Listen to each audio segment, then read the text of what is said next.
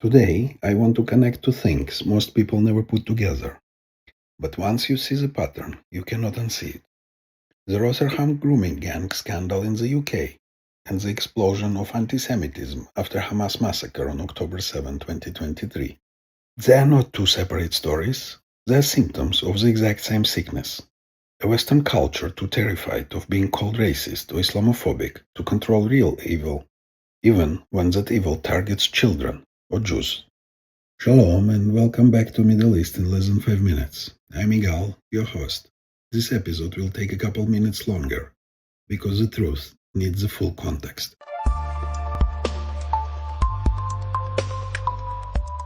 Rotherham.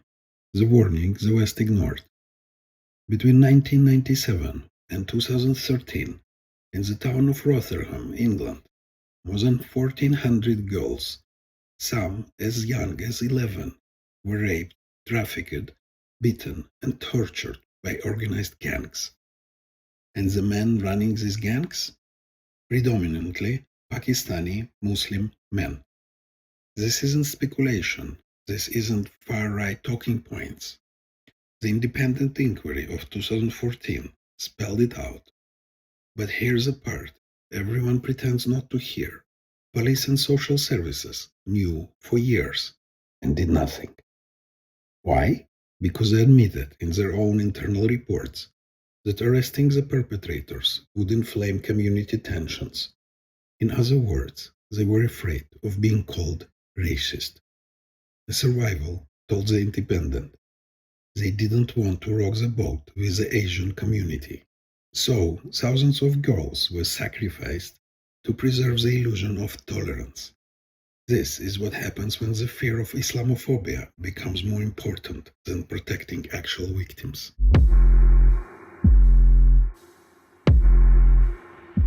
October 7, 2023. The switch flips.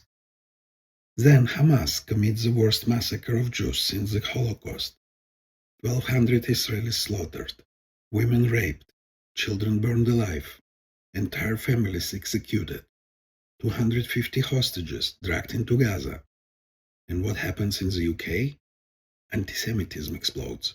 The Community Security Trust recorded 4,103 anti-Semitic incidents in 2023 to 2024, a 147% increase, the highest on record. We are talking synagogue vandalism, physical assaults, Jewish students harassed, Stars of David ripped off necks, and at marches, you hear from the river to the sea, Zionists out, and yes, gas the Jews, shouted openly in London, caught on BBC cameras. Universities like UCL suspended Jewish societies for safety reasons, because apparently the way to stay safe in Britain is to be invisible. And once again, why the silence? Because opposing this hate might look like Islamophobia. Sounds familiar?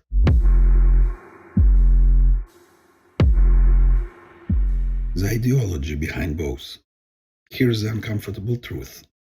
Rotherham and post-October 7 antisemitism come from the same ideological machine, a mixture of Marxist oppressor-oppressed narratives, critical race theory turned into dogma, cultural relativism that excuses any behavior from minority communities, Muslim Brotherhood influence operations across Western institutions. In this worldview, Muslims equal oppressed, Jews equal oppressors, Israel equals colonial, Hamas equals resistance. Facts are irrelevant and morality is inverted. And the moment anyone criticizes an Islamic ideology or calls out antisemitism, the reply is automatic. You are racist, you are Islamophobic, you are a Zionist scam. This is how truth gets suffocated. It's how rapists in Rotterdam were protected. It's how Hamas supporters in London walk free.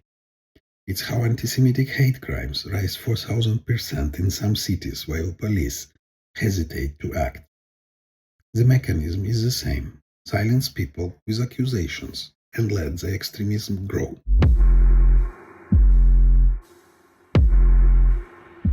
The Muslim Brotherhood playbook. This isn't propaganda. This isn't paranoia. It's in their own documents. A 1991 Muslim Brotherhood memo discovered by the FBI describes their goal: to destroy Western civilization from within, to sabotage its miserable house using their own hands. How? By forming alliances with Western leftists, by infiltrating institutions, by reframing Islamist goals as civil rights, by painting all criticism as bigotry. Sounds familiar, right? It's the same strategy Hamas uses today, because Hamas is a Muslim Brotherhood, and Western progressives, they become willing amplifiers.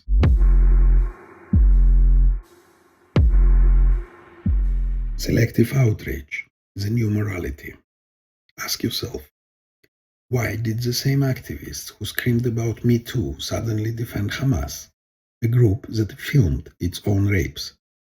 Why did feminists fall silent? Why did LGBT groups march for a regime that would kill them? Why do anti-racists ignore the fact that Jews, 0.5% of the UK population, account for 19% of religious hate crimes, because the new moral hierarchy says Jews equal power, Muslims equal victims, and reality is irrelevant? It has nothing to do with justice. It's ideological brain rot.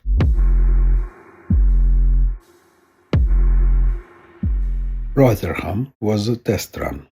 Here's the big connection. Rotherham was a rehearsal. Post-October 7 antisemitism is a performance. In Rotherham, calling out the perpetrators equals racism. Silence protected abusers. Today, calling out Hamas supporters equals Islamophobia. Silence protects antisemitism. The same fear, the same cowardice, the same victims. Because the people hurt most by this culture of silence? Women and Jews. Always.